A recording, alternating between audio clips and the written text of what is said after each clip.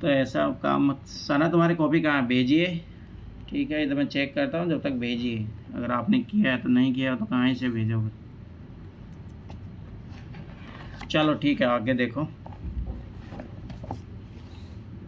अब मैं इस क्वेश्चन का आंसर पढ़ रहा हूँ, देखते हैं युवराज ने क्या लिखा है। पहली बात तो युवराज को धन्यवाद, आपने लिखने का प्रयास किया। लिख भी नहीं पा रहे बच्चे और तो। ठीक है, कंपनी ने ग्रामीण इलाकों को उपनिवेश कैसे बनाया, आय के संसाधन कैसे जुटाए। तो पहले क्वेश्चन तो ये थी डिमांड। दूसरा, आय के संसाधन कैसे जुटाने लोगों के अधिकार किस तरह तय किए। तीसरी क्वेश्चन डिमांड और मनमाफी फसलें की खेती उसे करवाई। क्या आपको लगता है स्वतः अंग्रेजों की सोची समझी रणनीति थी। ठीक है, औपनिवेशिक काल में अंग्रेजों ने भारत के ग्रामीण इलाकों हितों को थोड़ा ध्यान से हितों के अनुसार डालने की सुनियोजित रणनीति अपनाई। बंगाल में स्थायी बंदोबस्त, मद्रास बम्बई में रेतवाड़ी, उत्तर भारत में मालवाड़ी। इन व्यवस्था के माध्यम से किसानों को कर चुकाने के लिए बाध्य किया गया और जमींदारों और राजस्व अधिकारियों को मध्यस्थ बनाकर कंपनी ने स्थायी सुनिश्चित की। ठीक है, तो ये वाले क्वेश्चन का तो आंसर हो गया। ठीक है, और ठीक, राजस्व की मांग इतनी अधिक रखी जाती थी कि किसानों को कर्ज लेना पड़ता था और धीरे धीरे साहूकारों के शिकंजे में फंसते चले गए। विदेश नीतियों ने न केवल पारंपरिक सामुदायिक अधिकारों को तोड़ा, बल्कि गांवों की स्वायत्तता भी समाप्त कर दी। भूमि पर किसानों के अधिकार केवल नामात्र के रह गए। सही है।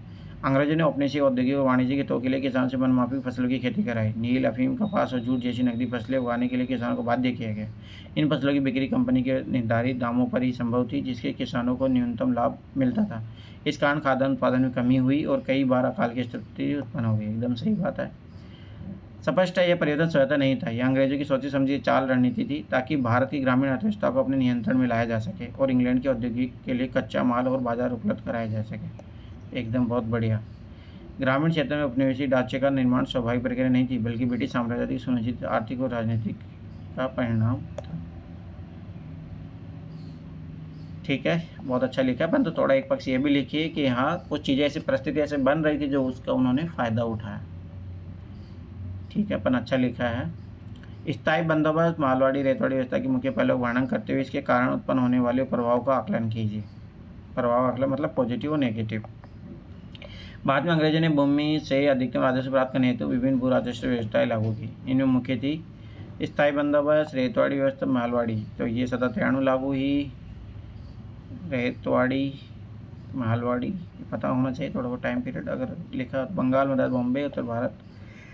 ठीक है, जमींदार यहाँ मालिक था, स्थायी कर था, किसान शोषित थे, किसान सीधे करदाता थे, भूमि पर समावित था, ऊंची कर दर थी, गांव राजस्व इकाई थे, मुखिया जमींदार था। अरे नहीं, मुखिया गांव का सरपंच था, मुखिया होता था वो। सामूहिक उत्तरदायित्व। ठीक है, अंग्रेज द्वारा लागू की गई स्थायी बंदोबस्त, रेतवाड़ी और मालवाड़ी व्यवस्था ने भारतीय ग्रामीण समाज और अर्थव्यवस्था पर गहरे नकारात्मक प्रभाव डाले।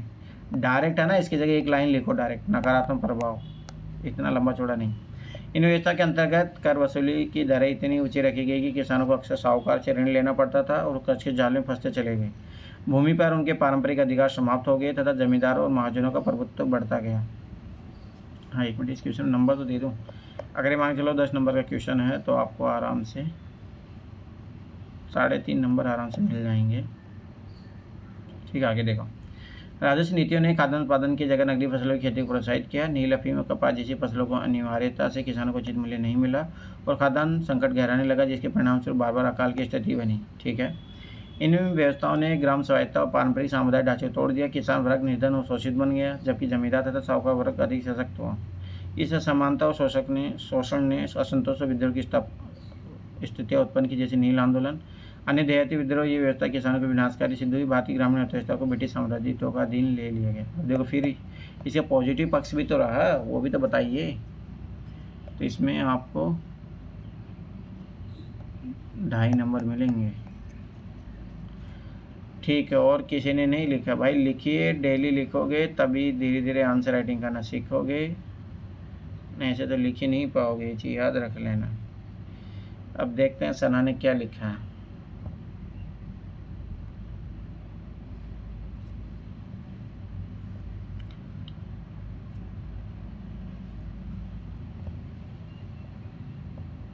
अब पहले बता रहा हूँ, डेली लिखिए। अच्छा, एक ग्रामीण इलाकों निवेशीकरण, ये तो कल के क्वेश्चन है क्या आपके? परसों के क्वेश्चन है ये तो। नहीं सर, आज जो आपने कल दिया था। वो तो ये तो एक ही क्वेश्चन है आपका। सर एक ही लिखा था, दूसरा नहीं लिख पाई थी। क्यों नहीं लिख पाई थी? सॉरी, लिखा था वो आधा रह गया बीच में। उठा के फेंक दूंगा तुम्हें। चलो, ग्रामीण इलाकों उपनिवेशीकरण। सरकार ने ग्रामीण इलाकों में आर्थिक शोषण, भूमि अधिग्रहण और जबरदस्ती कृषि उत्पाद जैसे नील, अफीम, चाय आदि की खेती के लिए मजबूत किया। लगान नहीं दे पाने पर किसानों को जमीन नीलाम की जाती थी, जिससे वे और गरीब हो जाते थे और खेती की योजना ब्रिटिश व्यापार के लिए बदल दी गई। गाँव के लिए लोग सिर्फ मजदूर बनकर रह गए। ठीक है। आय के संसाधन ब्रिटिश शासन में आय के प्रमुख साधन भू राजस्व थे, जिन्हें अलग अलग व्यवस्था के तहत वसूला जाता था। जमींदारी, रेतवाड़ी, मालवाड़ी। भू राजस्व सबसे बड़ा स्रोत था। कृषि उपज का कई हिस्सों में सरकारी सीधे उपज 33 से 50% लिया जाता था, जिससे किसान बचत और विकास नहीं कर सकते थे। वन उत्पादों को प्राकृतिक संसाधन। ब्रिटिश सरकार ने फॉरेस्ट एक्ट के सहारे ग्रामीण क्षेत्र में लोगों के जंगलों, चारागाहों और जल संसाधनों के इस्तेमाल पर भी कर लगाना शुरू कर दिया। मन मुताबिक फसलों की खेती कैसे कराई? जमींदार, महलवाड़ी, रेतवाड़ी जैसी भूमि व्यवस्था के जरिए किसान पर कर लगाना बोझ बढ़ाया गया, जिससे किसान मजबूर होकर अंग्रेजी फरमान के अनुरूप फसल उगाने लगे।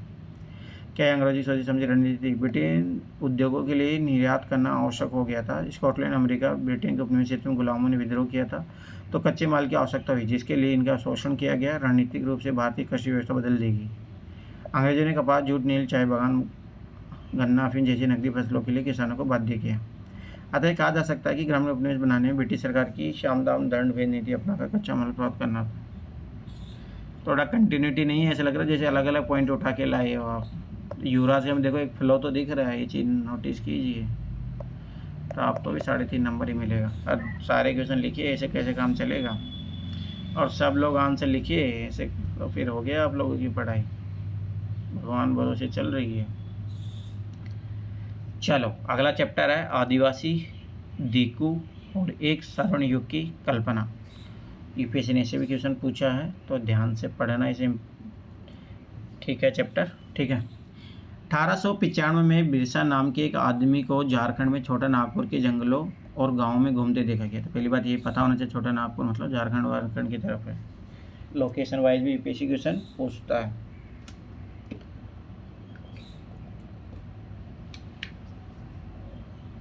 आगे देखो, लोग कहते हैं कि उसके पास चमत्कारी शक्तियां हैं, वह सारी बीमारियां दूर कर सकता है और अनाज की छोटी सी डेयरी को कई गुना बढ़ा देता है। बिरसा ने खुद यह ऐलान कर दिया था कि उसे भगवान ने लोगों की रक्षा और उन को बाहरी लोगों की गुलामी से आज़ाद कराने के लिए भेजा है। कुछ समय के भीतर हजारों लोग बिरसा के पीछे चलने लगे। उसे भगवान मानते थे, उन्हें यकीन था कि वह उनकी समस्या दूर करने आए। याद रखना, यूपीएससी 2020 में क्वेश्चन पूछा भी है कि उलगुलान किससे संबंधित है। जब आप एनसीईआरटी पढ़े रहोगे तो उसे पता लगेगा भाई कौन कौन से एनसीईआरटी में इंपॉर्टेंट चैप्टर दिए हुए हैं और किस किस के बारे में दिए।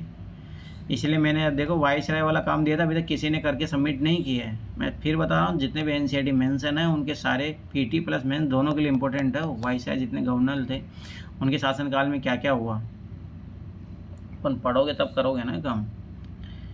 पढ़ लो भाई, पढ़ लो, ने कुछ ही नहीं होगा। जो पिछले सालों का रिजल्ट रहा है वही रहेगा आगे भी। बिरसा का जन्म एक मुंडा परिवार में हुआ था। मुंडा एक जनजातीय समूह है जो छोटा नागपुर में रहता है। बिरसा के समर्थकों में इलाके के दूसरे आदिवासी संताल उराव भी शामिल है। ये चीज़ याद रखना, ये भी ट्राइबल है। यूपीएससी ने इस टाइप के क्वेश्चन पूछे हैं। ये सभी अपने आसपास आ रहे बदलाव और अंग्रेजी शासन के कारण पैदा हो रही समस्या से बेचैन थे। उनकी परिचित जीवन पद्धति नष्ट होती दिखाई दे रही थी, आजीविका खतरे में थे और धर्म छिन्न भिन्न हो रहा था। तो अंग्रेजों का ये नकारात्मक प्रभाव भी था। ठीक है। ये उड़ीसा के डोंगरिया कंद कबीले की महिलाएं बाजार जाते हुए नदी से गुजर रही है। याद रखना, यूपीएससी ने ये भी क्वेश्चन पूछा है। तो डोंगरिया कौन, याद रखना, उड़ीसा की ट्राइबल जनजाति है। अरे डोंगरिया है ना, याद रखना कि इलाका भी है। बिरसा किन समस्याओं को हल करना चाहता था? उन जिन्हें दिगो कहा जा रहा था वे बाहरी लोग कौन थे? उन्होंने इलाकों के लोगों को गुलाम कैसे बना लिया था? अंग्रेजों के राज में आदिवासियों के साथ क्या हो रहा था और आदिवासी जीवन किस तरह बदल रहा था? इस अध्याय में हम ऐसे ही कुछ सवालों पर विचार करेंगे। यहाँ से जो क्वेश्चन बन सकता है, अच्छा, यहाँ पहला क्वेश्चन लिखिए आप, क्योंकि पूरा चैप्टर उसी पे आधारित है, तो आप आराम से इसमें से छाट लोगे जो आपको लिखना। तो आप क्वेश्चन बनाओगे इसमें, गुलाम कैसे बना लिया? व्यवहारिक लोग कौन थे? दीकों ने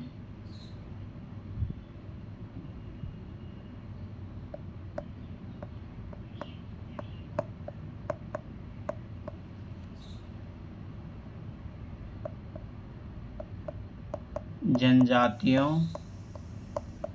को कैसे गुलाम बनाया?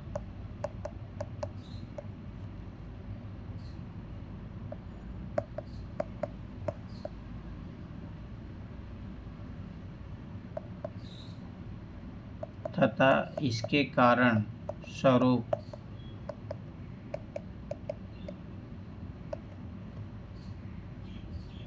उनकी जीवन शैली में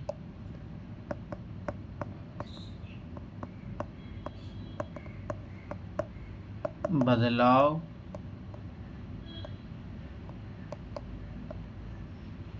दीकों ने जनजातियों को कैसे गुलाम बनाया तथा इसके कारण स्वरूप उनकी जीवन शैली में बदलाव उनकी जीवन शैली में किस प्रकार के बदलाव देखने को मिलते हैं? यहाँ पे वो करो, किस प्रकार के बदलाव देखने को मिलते हैं?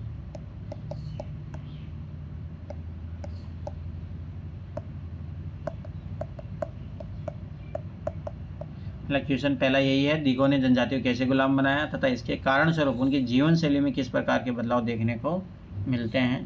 तो जब आप ये पूरा चैप्टर पढ़ोगे तो इसमें यही सीखने को मिलेगा। भाई अंग्रेज आए तो अंग्रेजों को पहले तो उन्होंने गुलाम कैसे बनाया उन लोगों को, जब गुलाम बनाने के बाद में उनकी जीवन शैली कैसे बदल गई। पहले जो फॉरेस्ट पर आधारित जीवन जीते थे अब उनको मजदूर बनना पड़ा। ये सारी चीज़ें आएगी इसमें।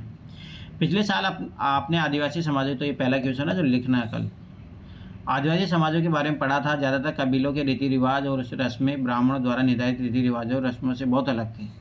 इन समाजों में ऐसे गहरे सामाजिक भेद भी नहीं थे जो जाति पर आधारित समाजों में दिखाई देते थे। याद रखना, जब आप ये सेकंड वाला पार्ट करोगे तो पूर्व में क्या था और बाद में क्या था, दोनों जरूर लिखना, तो आप आराम से अंतर दिखा पाओगे।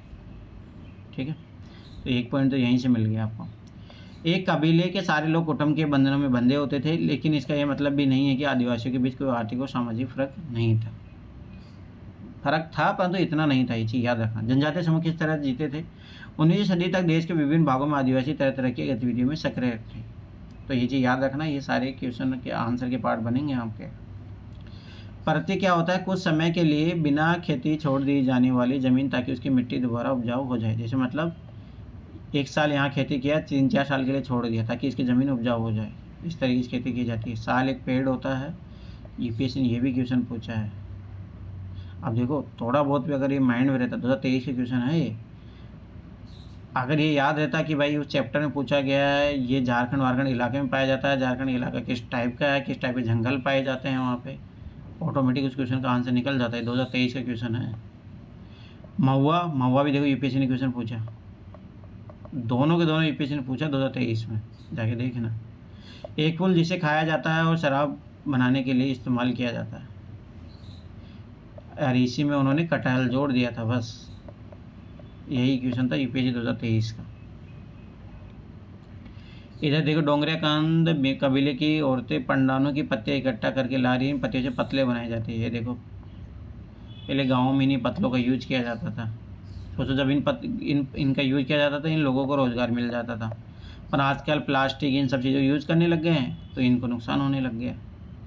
इसलिए बहुत ज़रूरी है कि अपन लोकल ट्रेडिशन को जरूर सपोर्ट करें। ये देखो नेचुरल भी है, ये पत्ते होते हैं, गल भी जाते हैं। प्लास्टिक तो इन्वायरमेंट पोल्यूशन भी बढ़ाती है। तो ये चीज़ें माइंड में ज़रूर होनी चाहिए कि अल्टरनेटिव क्या सॉल्यूशन अपने पास। कुछ झूम खेती करते थे, ठीक है, उनमें से कुछ समुदाय झूम खेती करते थे। झूम खेती घुमंत खेती को कहा जाता है। मतलब यही जो मैंने बताया अभी, एक साल यहाँ खेती किया, फिर अगली जगह जलाया, फिर वहाँ पे खेती के लिए उपजाऊ जमीन बनाया, फिर खेती किया 2-3 साल, फिर छोड़ दी, ऐसे करते रहते थे। तो मतलब घूमते रहते हैं। ये भी यूपीएससी ने क्वेश्चन पूछा, ये चीज़ याद रखना। इस तरह की खेती अधिकांशतः जंगलों में छोटे छोटे भूखंडों पर की जाती थी। ये लोग ज़मीन तक धूप लाने के लिए पेड़ों के ऊपरी हिस्सों को काट देते थे और ज़मीन पर उगी घास फूस जलाकर साफ कर देते थे। इसके बाद वे घास फूस के जलने पर पैदा हुई राख को खाली ज़मीन पर छिड़क देते थे। इस राख में पोटास होती थी जिससे मिट्टी उपजाऊ हो जाती थी। वे कुल्हाड़ों से पेड़ों को काटते थे और कुदालों से ज़मीन की ऊपरी सतह को खुरच देते थे। वे खेतों को जोतने और बीज रोपने की बजाय उन्हें बस खेत में बिखेर देते थे। जब एक बार फसल तैयार हो जाती थी तो उसे काटकर दूसरी जगह के लिए चल पड़ते थे। जहाँ से उन्होंने अभी फसल काटी थी वह जगह कई साल तक पड़ी रहती थी। ये भी यूपीएससी ने डायरेक्ट क्वेश्चन पूछा है। घुमंत किसान मुख्य रूप से पूर्वोत्तर और मध्य भारत की पर्वतीय व जंगली पट्टियों में ही रहते थे। इन आदिवासी समुदायों की जिंदगी जंगलों में बेरोक-टोक आवाजाही और फसल उगाने के लिए जमीन और जंगलों के इस्तेमाल पर आधारित थे। वे केवल इसी तरीके से घुमंत खेती कर सकते थे। कुछ शिकारी और संग्राहक थे, ये भी याद रखना। अब ये सब याद रखना। अब ये चीज़ें बदलाव कैसे आएगी, पहले जूम 1 मिनट रुको।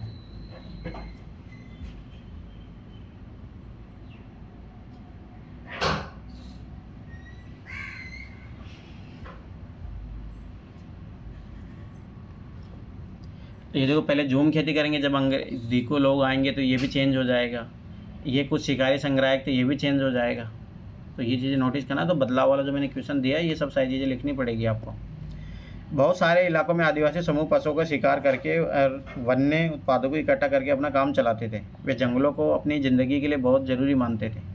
अब इसे सोचो, नेचर का कंजर्वेशन भी होता है।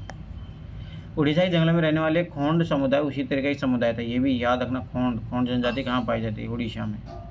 इस समुदाय के लोग टोलियाँ बनाकर शिकार पर निकलते थे और जो हाथ लगता था उसे आपस में बांट लेते थे। देखो, ये सामूहिकता का उदाहरण है। यहाँ से ये चीज़ सीखने को मिलती है अपने को। वे जंगलों से मिले फल और जड़ खाते थे। खाना पकाने के लिए वे साल और महुआ के बीजों का तेल इस्तेमाल करते थे। इलाज के लिए बहुत सारी जंगली जड़ी बूटियों का इस्तेमाल करते थे। देखो, सारा नेचर पर डिपेंडेंट। आप अपनी तरह अंग्रेजी दवाइयाँ नहीं लेते लोग। और जंगलों से इकट्ठा हुई चीज़ों को स्थानीय बाजार में बेच देते थे। जब भी स्थानीय बुनकरों और चमड़ा कारीगरों को कपड़े व चमड़े की रंगाई के लिए कुसुम और पलाश के फूलों की ज़रूरत होती तो वो खोंड समुदाय के लोग से ही कहते थे। अब सोचो, तेल वेल सब है। ये बहुत इंपॉर्टेंट है। बाद में कुछ आदिवासी समुदाय के इलाके यूपीएससी ने 2-3 बार क्वेश्चन पूछा है। अब इसमें तो इतना क्लियर दिख नहीं रहा है, तो ये थोड़ा देख लेना। इसमें पता नहीं इसमें क्यों नहीं क्लियर आता, पर ये होना चाहिए। ठीक है, जैसे बंजारा है। ठीक है, वो तो मुझे दिख। किसी के पास है अभी जो इसको हार्ड कॉपी में लेके बैठा है इस कॉपी को, तो बता सकता है? नहीं सर। हैं? हाँ, तो बताइए फिर यहाँ पे क्या क्या लिखा है, बताइए। नहीं सर, नहीं है। और कोई है जिसके पास है हार्ड कॉपी? देखिए, इसमें क्लियर दिख नहीं रहा। देखिए, संताल है, मुंडा है, और ये देखिए नागा है, अपर मिसी है, खासी है, और रियांग सहकारिया है, भील है जनजाति। ये गुज्जर और जो लद्दाख उधर साइड पाई जाती है। ये भोटिया है, ये दिखने गोंड है। ये पता नहीं, ये इल्ला विल्ला करके जो भी है, थोड़ा एक बार देख लेना इसको मैप में। इसमें तो इतना क्लियर देख लेना, पर ये इंपॉर्टेंट है, याद रखना। ये मैप यूपीएससी क्वेश्चन पूछे हैं डायरेक्ट। सर ये एनसीईआरटी में भी क्लियर नहीं लिखा है। क्या एनसीईआरटी की तो है ये, 6ठी क्लास की, 8वीं क्लास की एनसीईआरटी में तो दिया है ये। क्लियर नहीं दिख रहा उसमें। अरे इसमें नहीं दिख रहा, इसमें पता नहीं वो जो भी है कारण से सही नहीं आ रहा है इसमें। अच्छा, इसमें सही नहीं आ रहा, पता नहीं ये फोटो क्यों नहीं है। चलो ठीक है, कोई नहीं, अपन देख लेना एक बार जाके आना। ये चीज़ याद रखना। इन समुदायों को चावल या चावल ना, हाँ, सबसे बेस्ट काम जो अपने एक मैप बुक लो, मैप बुक में इनको बना लेना, ट्राइबल को सबको ये चीज़ याद रखना। ये सब एक जगह बना लेना। इस समुदाय को चावल और अन्य अनाज कहाँ से मिलते थे? कई बार तो चीज़ों का अदला बदले से काम चल जाता था, मतलब बार्टर सिस्टम। वे अपनी कीमती वन उत्पादों के बदले ज़रूरत की चीज़ें ले लेते थे। कई बार उन्हें ज़रूरी चीज़ें खरीदने के लिए अपनी मुट्ठी भर आमदनी को सहारा लेना पड़ता था। उनमें से कई लोग आसपास के गाँवों में नौकरी भी करते थे। कोई बोझ ढोता था तो कोई सड़क निर्माण कार्य में नौकरी भी करता था। कई आदिवासी खेत मजदूर भी थे। जब वन उत्पादक कम पड़ जाते थे तो आदिवासियों को मजदूरी के लिए ज़्यादा भटकना पड़ता था। अब देखो क्या करेंगे, अंग्रेज जो है वनों पे कानून बना देंगे, तो इनको फिर दिक्कत हो जाएगी। लेकिन उनमें से बहुत सारे समुदाय जैसे मध्य भारत के बेगा, ठीक है, औरों के काम करने से कतराते थे। मध्य भारत का मतलब मध्य प्रदेश में बेगा जनजाति, याद रखना। औरों के लिए काम करने कतराते थे। बेगा खुद को जंगल की संतान मानते थे जो केवल जंगल की उपज पर ही जिंदा रह सकती है। मजदूरी करना बेगाओं के लिए अपमान की बात थी। सोचो, पर इनको ज़बरदस्ती करना पड़ेगा आगे जाके। जो चीज़ें आसपास पैदा नहीं होती थी उन्हें हासिल करने के लिए आदिवासियों को खरीद फरोख्त भी करनी पड़ती थी। इसकी वजह से वे कभी कभी व्यापारियों और महाजनों पर आश्रित हो जाते थे। अब यहाँ तो देखो कभी कभी हो रहे हैं, पर अंग्रेज जब आ जाएंगे तो शोषण हो जाएगा इनका। व्यापारी बेचने की चीज़ें लेकर आते थे और भारी कीमत पर चीज़ें बेचते थे। सूदखोर महाजन भी आदिवासियों को कर्जा देते थे, लेकिन उसका ब्याज बहुत ज़्यादा होता था। ये देखो एक लूटने का तरीका। इस तरह बाजार और वाणिज्य ने आदिवासियों को कर्ज और गरीबी में ढकेल दिया। तो ये एक बहुत इंपॉर्टेंट पॉइंट है। लिहाजा भी महाजनों व्यापारी को बाहरी शैतान और अपनी सारी मुसीबतों को जड़ मानने लगे थे, मतलब दी को। कुछ जानवर पालते थे। बहुत सारे आदिवासी समूह जानवर पालकर अपनी ज़िंदगी चलाते थे। वे चरवाहे थे जो मौसम के हिसाब से मवेशी या भेड़ों की रेवट लेकर यहाँ से वहाँ जाते रहते थे। जब एक जगह घास खत्म हो जाती थी वे दूसरे इलाके में जाते थे। पंजाब के पहाड़ों में रहने वाले वन गुजर और आंध्र प्रदेश के लबाड़िया आदि समुदाय गाय भैंस के झुंड पालते थे। कुल्लू के गद्दी समुदाय, ये याद रखना, आंध्र प्रदेश के लबाड़िया, ये सब पता होना चाहिए कहाँ पे कौन सी ट्राइब पाई जा रही है। पंजाब के पहाड़ में वन गुजर, मतलब ये जो आपके हिमाचल प्रदेश उत्तराखंड सब जगह पाए जाएंगे। कुल्लू के गद्दी समुदाय, ये चीज़ भी याद रखना, हिमाचल प्रदेश उधर के। गडेरे थे और कश्मीर के बकरवाल बकरियाँ पालते थे, ये भी याद रखना। अगले साल इतिहास की पाठ्यपुस्तक में आप इनके बारे में विस्तार से पढ़ेंगे। एक है 10th क्लास में पूरा एक विस्तार से चैप्टर आएगा, और मेरा माना कि यही कर लेना अच्छे से, तो वो ज़्यादा इतना इम्पोर्टेंट नहीं होगा फिर। अभी देखो यहाँ पे कुछ दिया है। शिकार का वक्त, बुआई के वक्त, नए खेतों में जाने का वक्त। क्या आपने कभी इस बात पर ध्यान दिया है कि विभिन्न प्रकार के समाजों में रहने वाले लोगों का काम और समय के बारे में समझदारी एक जैसी नहीं होती। विभिन्न क्षेत्रों में रहने वाले घुमंत आदिवासियों और शिकारियों की जिंदगी खास क्रम और मर्द औरत के बीच कामों के बंटवारे से चलती थी। ब्रिटिश मानव विज्ञानी वेरियर एल्विन ने 1933 से 1940 के दशकों में कई साल मध्य भारत के बेगा और खोंड समुदाय के बीच बिताए थे। एल्विन द्वारा लिखित निम्नलिखित अंशों को पढ़कर इस समय क्रम और कामों के बंटवारे को समझा जा सकता है। चेते में औरतें इकट्ठा करने और बच्चे खुचे ठुंडों को काटने जाते थे। पुरुष बड़े पेड़ों को काटते थे और शिकार पर जाते थे। शिकार पूरे चांद के समय पूर्व से शुरू होता था। शिकार के लिए बांस के फंदों का इस्तेमाल करते थे। औरतें सागो, इमली और मशरूम, कोकर मुत्ता, ये भी यूपीएससी क्वेश्चन पूछा था। इसका सागो का भी पूछा है। आदि फल बिनकर लाती थी। बेगा औरतें या तो केवल जड़ें या कंद इकट्ठा करती थी या महुआ के बीज इकट्ठा करती थी। मध्य भारत के आदिवासियों में बेगाओं को सबसे अच्छा शिकारी माना जाता था। बैसाख में जंगलों को जलाया जाता था। औरतें अधजली लकड़ियों के ईंधन के लिए बीन लेती थी। आदमी शिकार पर जाते रहते थे, लेकिन गांव से दूर नहीं जाते थे। जेठ में बुआई होती थी और शिकार चलता रहता था। आषाढ़ से भादों तक मर्द खेतों में काम करते थे। कुआर में फलियां आने लगती थी और कार्तिक कुटकी में पक जाती थी। अगहन में सारी फसल तैयार हो जाती थी और पुष में पटकन किया जाता था, मतलब शीत ऋतु में। नाच गाना और शादियाँ भी पुष के महीने में होती थी। माघ में पुरुष नए बेवड़ की तरफ चल देते थे। इस दौरान शिकार व चीज़ों संग्रह ही जीने की मुख्य गतिविधि थी। यह चक्कर पहले साल का होता था। दूसरे साल शिकार के लिए ज़्यादा समय मिल जाता था, क्योंकि केवल कुछ फसलों की ही बुआई कटाई होती थी। क्योंकि भोजन काफ़ी होता था, इसलिए पुरुष बेवड़ों में ही रहते थे। तीसरे साल में भोजन के लिए वन उत्पादों की भी जरूरत पड़ने लगी थी। तो समझ रहे हो इनका कितना नेचर के एकदम पूरा इर्द गिर्द इनका जीवन है, और आवश्यकता से ज़्यादा भी नहीं कर रहे इकट्ठा।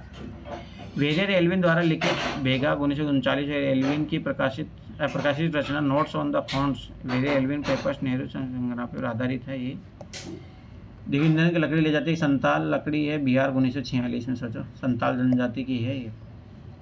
बच्चे वन उपज इकट्ठा करने के लिए अपनी माओं के साथ जंगल में जाते थे। मदर। अब देखो, बेवड़ होते हैं जो, जैसे चंबल का बेवड़ बोला जाता है, जहाँ नदियाँ बहती थी वहाँ बड़े बड़े खड्डे हो जाते हैं। मध्य प्रदेश में घुमंत खेती के लिए इस्तेमाल होने वाला शब्द भी है ये, पर उसको भी बोला जाता है। पर याद रखना, ये मध्य प्रदेश में घुमंत खेती को भी बोला जाता है। तो ये चीज़ याद रखना, यूपीएससी पूछ लेती है ये क्या है। जैसे झूम खेती, स्लैश एंड बर्न खेती, कुछ लोग जगह खेती करते थे। 19वीं सदी से पहले बहुत सारे जनजातीय कबीले एक जगह टिक कर खेती करने लगे थे। वे बार बार जगह बदलने की बजाय साल दर साल एक ही जगह खेती करते थे। वे हलों को इस्तेमाल करने लगे थे और धीरे धीरे उन्हें ज़मीन पर अधिकार भी मिलते जा रहे थे। बहुत सारे समुदायों में छोटा नागपुर के मुंडाओं का तरह ज़मीन पूरे कबीले की संपत्ति होती थी। ये चीज़ याद रखना। बिहार, ये झारखंड बिहार वाले इलाके में पाए जाएंगे। कुल के सभी सदस्यों को उन मूल निवासियों का वंशज माना जाता था जिन्होंने सबसे पहले आकर ज़मीन को साफ किया था, लिहाजा ज़मीन पर सभी का बराबर हक होता था। यहाँ से देखो फिर वही सामूहिकता का एग्जाम्पल। फिर भी अक्सर ऐसा होता था कि कुल के कुछ लोग औरों से ज़्यादा ताकत जुटा लेते थे, कुछ मुखिया बन जाते थे और बाकी उनके अनुयायी होते थे। जो ताकतवर होते थे खुद खेती करने की बजाय अक्सर अपनी ज़मीन बटाई पर देते थे। ब्रिटिश अफसरों को गोंड और संताल जैसे एक जगह ठहर कर रहने वाले आदिवासी समूह शिकार संग्राहक या घुमंत खेती करने वालों के मुकाबले ज़्यादा सभ्य दिखाई देते थे। जंगलों में रहने वालों को जंगली और बर्बर माना जाता था। अंग्रेजों को लगता था कि उन्हें स्थायी रूप से एक जगह बसाना और सभ्य बनाना जरूरी है। अब ये देखो ज़बरदस्ती एंट्री करेंगे, इनकी लाइफ को कंट्रोल करने का सोचेंगे ये लोग। अभी जो पूर्वोत्तर में निशी समुदाय है, निशी आदिवासियों का एक घर गांव में लट्टों से बना घर है। जब ये घर बनाए जाते तो पूरा गांव मदद करता था। सोचो, ये भी एक सामूहिकता का एग्जाम्पल है, ये चीज़ याद रखना। आगे औपनिवेशिक शासन से आदिवासियों के जीवन पर क्या असर पड़े। ब्रिटिश शासन के दौरान आदिवासी समूह का जीवन बदल गया। अब यहाँ से जो आपका क्वेश्चन है ना, अब आपको देखो उधर सारी चीज़ें लिखनी है। अब ये बताओ कि बदलाव क्या क्या हुए। आदिवासी मुखियाओं का क्या हुआ। अंग्रेजों के आने से पहले बहुत सारे इलाकों में आदिवासियों को मुखियाओं का महत्वपूर्ण स्थान होता था। अब देखो ये बदल जाएगा। उनके पास औरों से ज़्यादा आर्थिक ताकत होती थी और वे अपने इलाकों पर नियंत्रण रखते थे। कई जगह उनकी अपनी पुलिस होती थी और ज़मीन एवं वन प्रबंधन के स्थानीय नियम खुद बनाते थे। ब्रिटिश शासन के तहत आदिवासी मुखियाओं के कामकाज और अधिकार काफ़ी बदल गए थे। उन्हें कई गांवों पर ज़मीन का मालिकाना तो मिला ही रहा, लेकिन उसकी शासकीय शक्तियाँ छिन गई और उन्हें ब्रिटिश अधिकारियों द्वारा बनाए गए नियमों को मानने के लिए बाध्य कर दिया गया। देखो अब ये आएंगे बदलाव। उन्हें अंग्रेजों को नजराना देना पड़ता था और अंग्रेजों के प्रतिनिधि की हैसियत से अपने समूह को अनुशासन में रखना होता था। पहले उनके पास जो ताकत थी वह नहीं रही। वे परंपरागत कामों को करने से लाचार हो गए।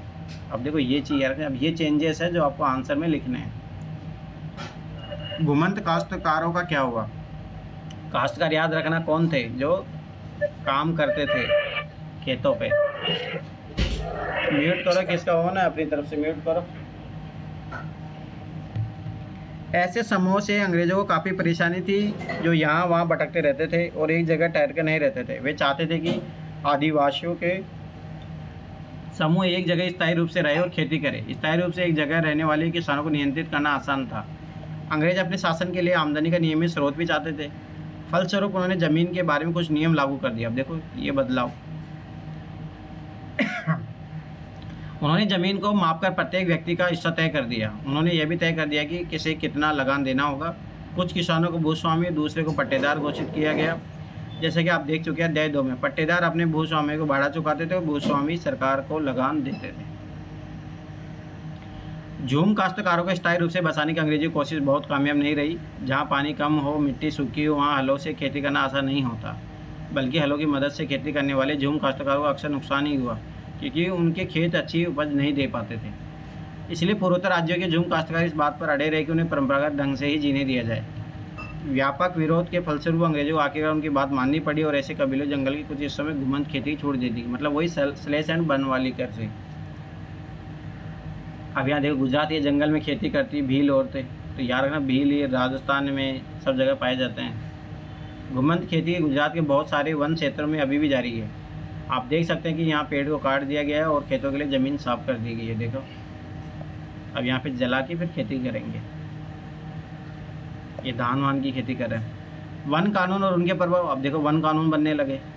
जैसे कि आपने देखा कि आदिवासी समूह का जीवन जंगलों से जुड़ा हुआ था। अंततः वन कानून में आए बदलाव से आदिवासी के जीवन पर भी भारी असर पड़ा। ये जो बताया गया, देखो आंध्र प्रदेश धान की खेती में काम करते आदिवासी। समतल मैदानों और जंगलों में धान की खेती के बीच फ़र्क को देखें। स्वाभाविक सी बात है, वहाँ पानी आराम से दे सकते हो। अंग्रेजों ने सारे जंगलों पर अपना नियंत्रण स्थापित कर लिया था। अब देखो धीरे धीरे वो कंट्रोल कर रहे हैं और जंगलों को राज्य की संपत्ति घोषित कर दिया। ये सबसे बड़ा बदलाव था। पहले उन्हीं की ज़मीन थी, उन्हीं का सब कुछ था, पर अब ये राज्य के नियंत्रण में आ गई। कुछ जंगलों को आरक्षित वन घोषित कर दिया गया। ऐसे जंगल जहाँ अंग्रेजों की जरूरत के लिए इमारती लकड़ी पैदा होती थी। इन जंगलों में लोगों को स्वतंत्र रूप से घूमने, झूम खेती करने, फल इकट्ठा करने, पशु शिकार करने की इजाज़त नहीं थी। ये बहुत बड़ा बदलाव था। अब इनकी आजीविका संकट में आएगी, आजीविका संकट में आ जाएगी तो बाहर जाके काम करेंगे। ऐसी सूरत में झुम काश्तकार किस तरह जिंदा रह सके थे, इसलिए उनमें बहुतों को काम और रोजगार की तलाश में मजबूर दूसरे इलाकों में जाना पड़ा। जैसे अंग्रेजों ने जंगलों के भीतर आदिवासियों के रहने पर पाबंदी लगा दी तो उनके सामने एक समस्या पैदा हो गई। समस्या ये थी कि रेलवे स्लीपर्स के लिए पेड़ काटने और लकड़ी को एक जगह से दूसरी जगह ले जाने के लिए मजदूर का इंतजाम कहाँ से किया जाए। अब ये भी दिक्कत हो गई उनको। आज भी देखो ना, रेल की पटरी पे ये लकड़ियाँ, अब तो नहीं पर हाँ एक टाइम था तो लकड़ियाँ यूज होती थी जो रेल की पटरी बनती थी। अब तो सीमेंट के बनने लग गए हैं, नहीं पहले तो लकड़ी का ही बनता था, ये चीज़ याद रखना। मजबूत लकड़ियाँ होती थी उनके। स्लीपर में लकड़ी के क्षैतिज तख्ते जिन पर रेल की पटरियाँ बिछाई जाती हैं, हाँ ये चीज़ याद रखना। औपनिवेशिक अधिकारी ने इसका भी एक हल ढूंढ निकाला। उन्होंने तय किए कि जम्मू काश्तकारों को जंगल में ज़मीन के छोटे टुकड़े दिए जाएंगे और उन्हें वहीं खेती करने की छूट होगी। बशर्ते गाँव में रहने वालों को वन विभाग के लिए मजदूरी करनी होगी और जंगलों को देखभाल करनी होगी। इस तरह बहुत सारे इलाकों में वन विभाग ने सस्ते श्रम की आपूर्ति सुनिश्चित करने के लिए गाँव बसा दिए। अब ये जो आज देखते हो जंगलों में गांव के गांव बसे, ये इस कारण से बसे हुए हैं, ज़बरदस्ती उनको बसाया गया। अंग्रेजी के देश में जीना कितना कठिन है। 1930 के दशक में बेरे एल्विन ने मध्य भारत में रहने वाले बेगा आदिवासी के इलाकों का दौरा किया था। एल्विन इन लोगों के रीति रिवाजों, उनकी कला और लोक संस्कृति को जानना चाहते थे। उन्होंने बेगाओं के बहुत सारे गीत इकट्ठे किए जिनमें से इस बात पर शिकायत की गई कि अंग्रेजों के शासन में बेगा कितने बुरे दौर से गुजर रहे थे। अब सोचे गाना है उसके द्वारा बताया गया है कि कितने प्रॉब्लम थी। अब देखो यहाँ पे अंग्रेजों के देश में जीना कितना मुश्किल है। जमींदार बैठा है गांव में, दरवाजे में कोतवार, बगीचे में पटवारी है। सोचो ये सरकारी अफसर सारे खेतों में सरकार है। अंग्रेजों के देश में जीना कितना है मुश्किल। पशु कर अदा करने के लिए बेचते हैं गाय, तो बेचते तो जंगल कर के लिए, बैलों को बेच कर अदा करते हैं लगान। भोजन पाए कहाँ से अंग्रेजों के इस देश में। सोचो कितनी बड़ी दिक्कत। जो आदमी स्वतंत्र रहता था उसको अब गुलाम बनाया जा रहा है सरकारी संस्थाओं के द्वारा। बहुत सारे आदिवासी समूहों ने औपनिवेशिक वन कानूनों को विरोध किया। अब देखो अब लड़ाई होगी, इसलिए याद रखना जब आप पढ़ोगे जनजातीय विद्रोह, इसलिए यूपीएससी ने क्वेश्चन पूछे भी है वहाँ से। उन्हें नए नियमों का पालन करने से इनकार कर दिया। उन्हीं तौर तरीके से चलते रहे जिनके सरकार गैर कानूनी घोषित कर चुकी थी। कई बार उन्होंने खुलेआम बगावत भी कर दी। 1906 में सोंगम संगमा द्वारा असम में, 1930 के दशक में मध्य प्रांत में वन सत्याग्रह, इसी तरह के विद्रोह थे। ये चीज़ याद रखना। देखो गोदारा औरतें बुनाई करती हुई, ट्राइबल्स है ये देखो चटाई बनती हुई एक हजाम औरत जो बाँस के पत्तों से बनता था।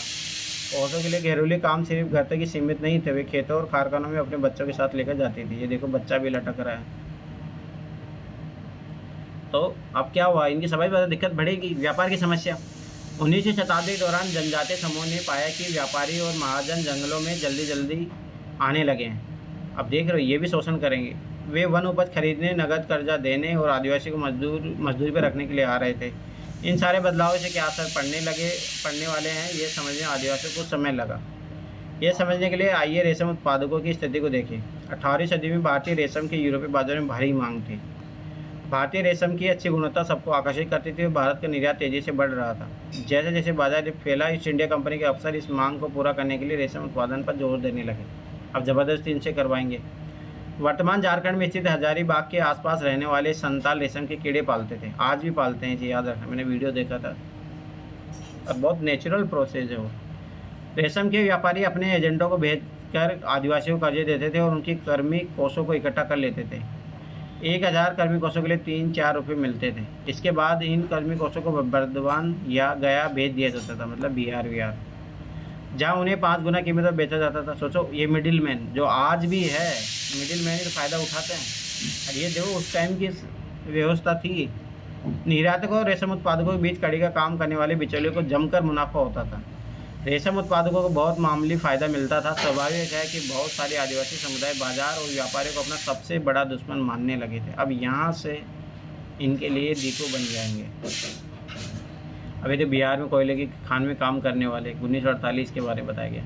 1920 के दशक में बिहार की झरिया और रानीगंज पर, ये याद रखना, आज झारखंड में आती है, कोयला खदानों में काम करने वाले लगभग 50% खनिक आदिवासी थे। सोचो अंधेरी और दमघोटू खदानों को गहराई में काम करना न केवल शरीर को तोड़ता था बल्कि यह खतरनाक भी था। वह अक्सर सचमुच जान ले लेता था। 1920 के दशक में देश की कोयला खदानों में हर साल 2000 से ज़्यादा मजदूर मरते थे। सोचो कितने मरे होंगे लोग कितने सालों में। अब ये सब क्यों करना पड़ रहा है इनको? क्योंकि इनके वन पे जो है अंग्रेज़ों ने वहाँ पे कानून बना दिए, इनका रिस्ट्रिक्शन लगा दिया, तो ये सारी चीज़ें दिक्कतें बढ़ने लगी। काम की तलाश में घर से दूर जाने वाले आदिवासियों की दशा तो और भी खराब थी। 19वीं सदी के आखिर से ही चाय बागान फैलने लगे थे। खनन उद्योग भी एक महत्वपूर्ण उद्योग बन गया था। असम के चाय बागानों और झारखंड की कोयला खदानों में काम करने के लिए आदिवासियों को बड़ी संख्या में भर्ती किया गया।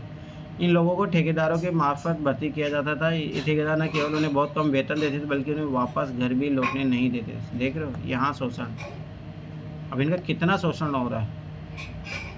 नज़दीकी से देखने पर 19वीं और 20वीं शताब्दी के दौरान देश के विभिन्न भागों में जनजातीय समूहों ने बदलते कानूनों, अपने व्यवहार पर लगी पाबंदियों, नए कर और व्यापारियों व महाजनों द्वारा किए जा रहे शोषण के खिलाफ कई बार बगावत की।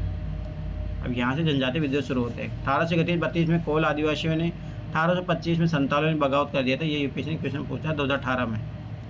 मध्य भारत में बस्तर विद्रोह 1910 में हुआ। 1940 में महाराष्ट्र में वर्ली विद्रोह हुआ था। ये चीज़ याद रखना। बिरसा जिस आंदोलन नेतृत्व कर रहे थे वो भी इसी तरह का विद्रोह था। ये भी यूपीएससी ने क्वेश्चन पूछा 2020 में।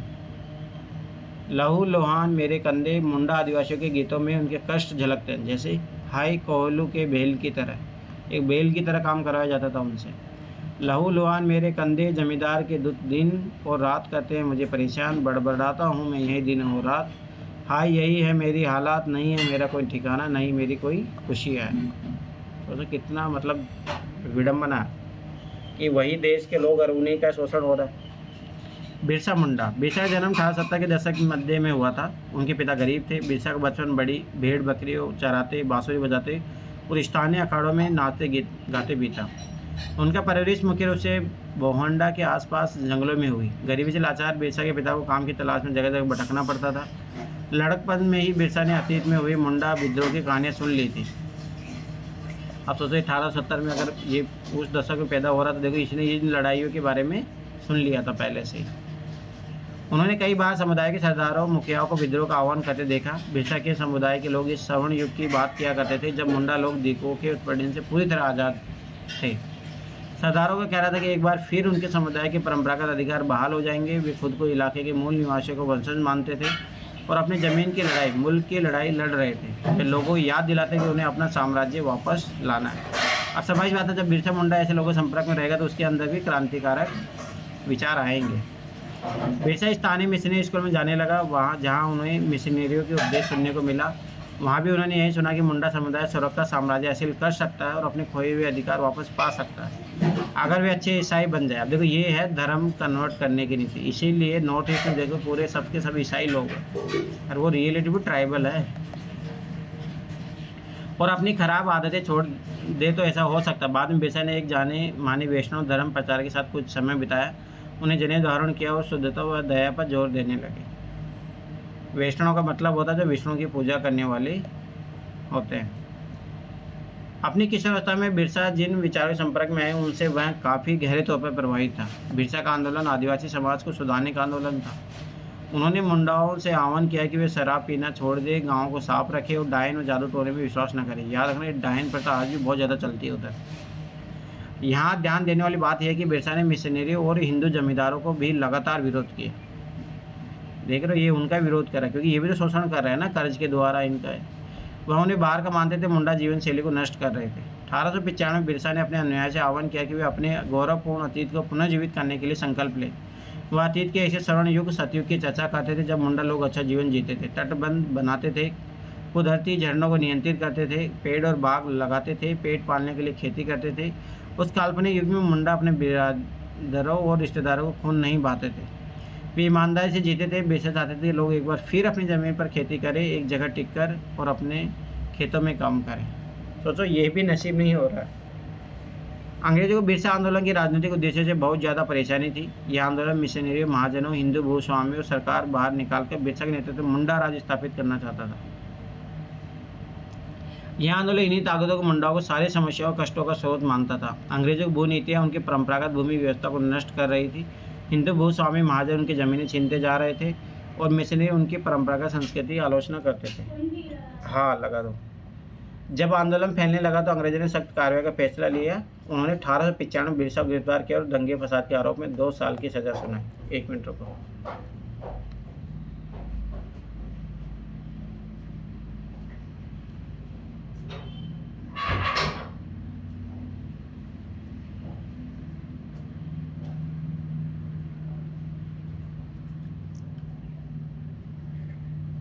अब देखो, 1897 जेल से लौटने के बाद बिरसा समर्थक जुटाए हुए गांव-गांव घूमने लगे। उन्होंने लोगों को उकसाने के लिए परंपरागत प्रतीकों और भाषा का इस्तेमाल किया। वे आह्वान कर रहे थे कि उनके नेतृत्व में साम्राज्य की स्थापना के लिए रावणों दीको यूरोपियों को तबाह कर देंगे। बिरसा के अनुयायी दीको यूरोपीय सत्ता के प्रतीकों को निशाना बनाने लगे। उन्हें थाने और चर्चों पर हमले किए और महाजनों जमींदारों की संपत्ति पर धावा बोल दिया। सफ़ेद झंडा बिरसा राज का प्रतीक था। छोटे मोटे एग्जाम में बहुत पूछा जाता है क्वेश्चन। सन 1900 में बिरसा की हैजे से मृत्यु हो गई और आंदोलन ठंडा पड़ गया। यह आंदोलन 2 मायने महत्वपूर्ण था। पहला, इसने औपनिवेशिक सरकार को ऐसे कानून लागू करने के लिए मजबूर किया जिनके जरिए दीको लोग आदिवासियों की ज़मीन पर आसानी से कब्जा न कर सके। दूसरा, इसने एक बार फिर जता दिया कि अन्याय का विरोध करने और औपनिवेशिक शासन के विरुद्ध अपने गुस्से का अभिव्यक्त करने में आदिवासी सक्षम है। उन्होंने अपने खास अंदाज में अपनी खास रस्मों संघर्ष के प्रतीकों के जरिए इस काम को अंजाम दिया। अन्यथा क्या हो रहा था, हमें नकदी की क्या ज़रूरत है। ऐसे बहुत सारे कारण हैं जिनकी वजह से आदिवासी और अन्य सामाजिक समूह प्राय बाजार के लिए पैदावार नहीं करना चाहते। वह अपने जितनी आवश्यकता है उतना करना चाहते हैं, ख़त्म बात। पापुआ न्यू गिनी की जनजातीय गीत में इस बात की झलक मिलती है कि वहाँ के आदिवासी बाजार को किस तरह देखते हैं। कहते हैं कि नकदी है बेकार का कूड़ा करकट, बारिश ये रोक नहीं सकती और देती है तकलीफ़ें। इन सरकारी मठाधीशों के लिए क्यों मैं जोश से करूं काम, क्यों मैं चढ़ूं नारियल के पेड़ पर। तो है नकदी फसलें अच्छी, लेकिन श्रीमान मुझे बताइए, अगर खरीदने को नहीं है कुछ तो मैं चिंता करूं क्यों। इसे पता लगता है कि उनकी और ज़बरदस्ती उनको ये काम करने के लिए मजबूर किया जाता था।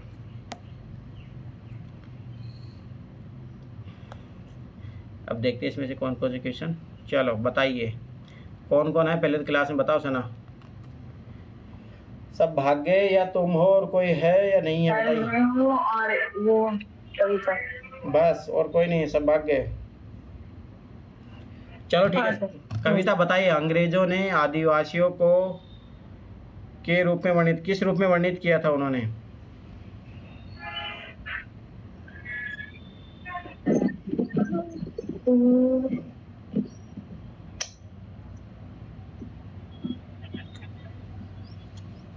नहीं सर, पता नहीं। सना बताइए। अंग्रेजों ने आदिवासियों को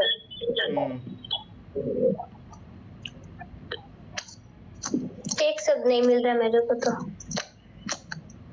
नहीं, मुझे भी याद नहीं आ रहा है ऐसा।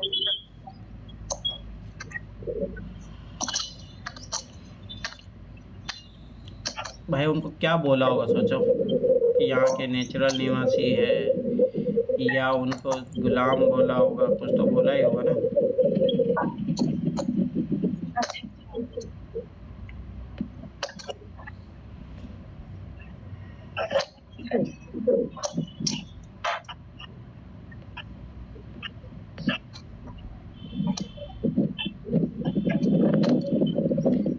म्यूट करो, अभी म्यूट करो, जब मैं पूछूंगा तब बोलना।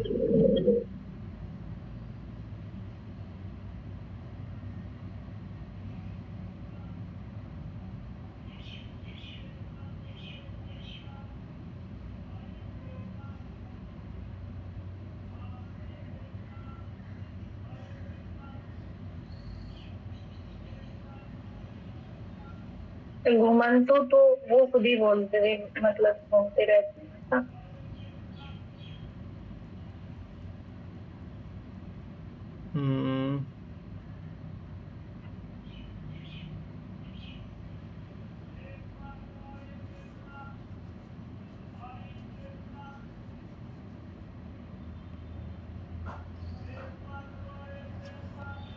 चलो देखते हैं उसको, पहले आगे क्वेश्चन करते हैं, छोड़ो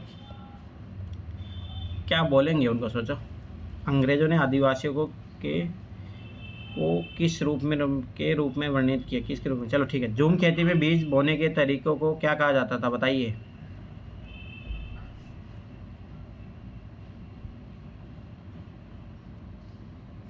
अरे बताइए, ये तो बताओ। पता नहीं।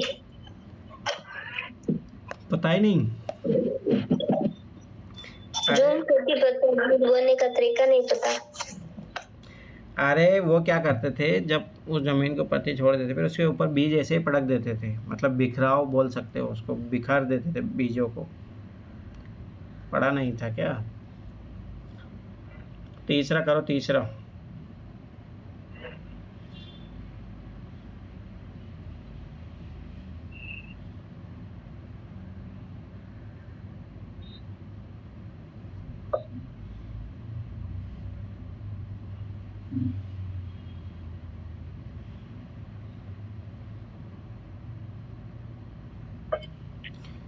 नहीं हो रहा सर। क्यों, ध्यान से नहीं पढ़ा क्या? मध्य भारत में ब्रिटिश भूमि बंदोबस्त के अंतर्गत आदिवासी मुखियाओं को स्वामित्व मिल गया। किस चीज का स्वामित्व मिला?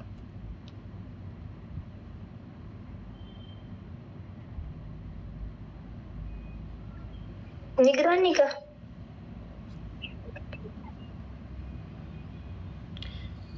अरे याद करो, उनको ज़मीनें दे दी गई थी जब उनको जब ज़रूरत पड़ी अंग्रेज़ों को।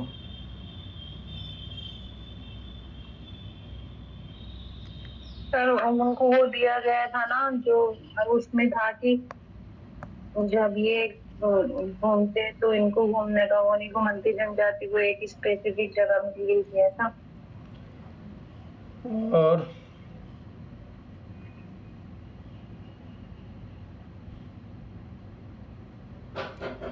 सोचिए, अगला क्वेश्चन करो, अगला। एक मिनट आ रहा हूँ जब तक।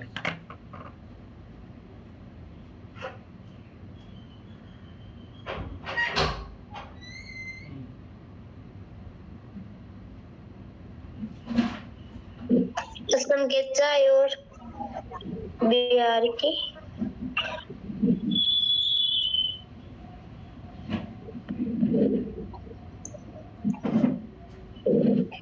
की कारखानों, सोचो एक बार, जब तक आ रहा हूँ एक करते रहो।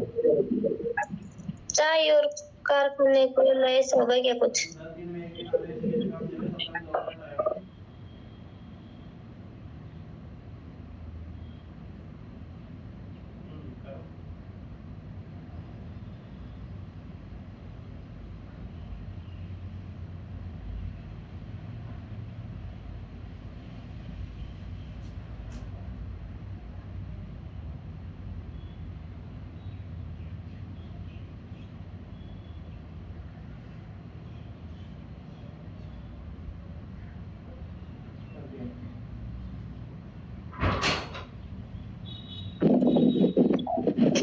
हुआ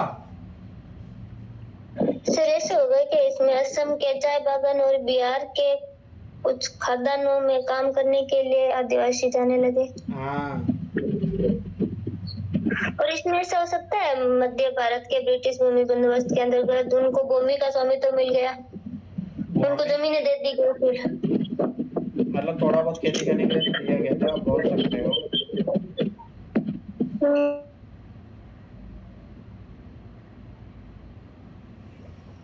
सोचो सोचो, चलो ठीक है, कोई नहीं, आगे बढ़ो। हाँ सुनो इधर देखो फटाफट। अंग्रेजों ने आदिवासियों को किस रूप में वर्णित किया था? याद रखना, जंगली के रूप में वर्णित किया था उनको। जो जंगलों में रहने वाली जनजाति है उनको जंगली बोला जाता था, क्योंकि इनके रहने का तरीका सभ्य नहीं था, वो इनको सभ्य नहीं मानते थे। ठीक है, झूम खेती में बीज बोने के तरीकों को, मतलब एक तो बोलते हैं जैसे बिखराव करके बीज डालना, या फिर इसको अगर वर्ड देना चाहो तो पॉडिंग होता है, या फाल से बीज डालना। मध्य भारत ब्रिटिश भूमि बंधन के अंतर्गत आदिवासियों को क्या दिया गया था? जागीर का स्वामित्व। जो तुम ये कविता बता रही थी वो सही है, जागीर का स्वामित्व मिल गया था।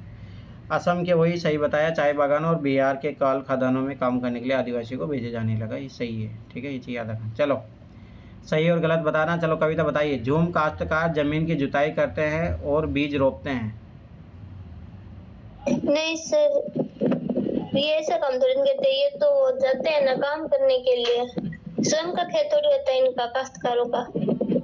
दूसरी बात है ना, बीज रोपते कहाँ है? यही तो देखो, बीज रोपते नहीं है ना ये।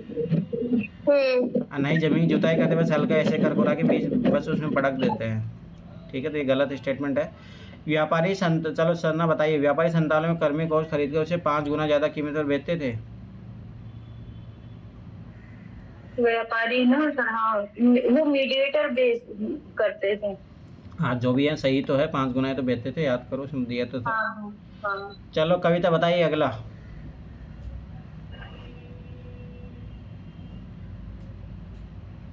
हाँ सर ये सही है। याद यकीन अपना शुद्धिकरण करे, शराब पीना छोड़ दे, डायन में जादू देने बता में यकीन ना करे, सही है, ये चीज याद रखना। चलो सना बताइए। सर गलत है। हाँ याद रखना, वो कहाँ बचाना चाह रहे थे उनकी जीवन पद्धति को। चलो फिर आगे, ब्रिटिश शासन गोमंत काश्तकारों के सामने कौन कौन सी समस्याएं थी। औपनिवेशिक शासन के तहत आदिवासी मुखिया को ताकत में क्या बदलाव आए, डिगोने आदिवासी गुस्से के क्या कारण थे। ये तो क्वेश्चन चलो उधर हो ही जाएगा सारा। वैसे कल्पना सरणी किस तरह का था आपकी राय में, ये कल्पना लोगों को इतना आकर्षक क्यों लग रही थी। तो आप लोग लिखोगे, ये दोनों क्वेश्चन मिला के लिखना आपको, तीसरा प्लस छठा मिला के, ठीक है। तो पहला बन जाएगा ब्रिटिश शासन में गोमंत शासन कौन कौन समस्याएं थी, फिर आगे ये बन जाएगा कि ब्रिटिश बिरसा की कल्पना सरणी युग किस तरह का था, आपकी राय में कल्पना लोगों को कितने आकर्षक क्यों लग रही थी। दोनों क्वेश्चन मिला के लिखना है आपको, ये आपका दूसरा क्वेश्चन हो गया। सर एक बार इनका स्वर्ण युग वाला बताना, बिरसा मुंडा की कल्पना वाला स्वर्ण युग। अरे बताया नहीं था कि अपन नदी जहाड़ों में कि अपना खुद की खेती कर सकेंगे, यहाँ साफ दिया तो है पूरा।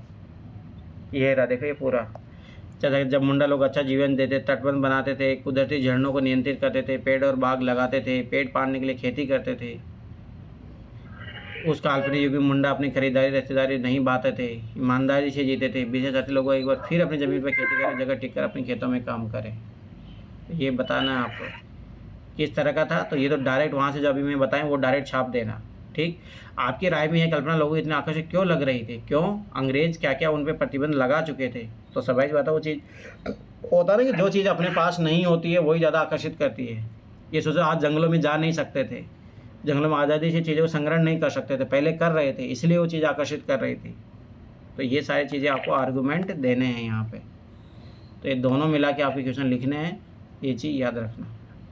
चलो ठीक है, कल मिलते हैं अपन 1857 की क्रांति से। अरे काम किया करो, डेली का डेली काम करो। कविता जो होमवर्क दिया है वो सब सारा काम कीजिए, जो पुरानी क्लासेस देखिए फटाफट, ठीक है। ओके चलो ठीक है, बाय बाय, कल मिलते हैं फिर अपन।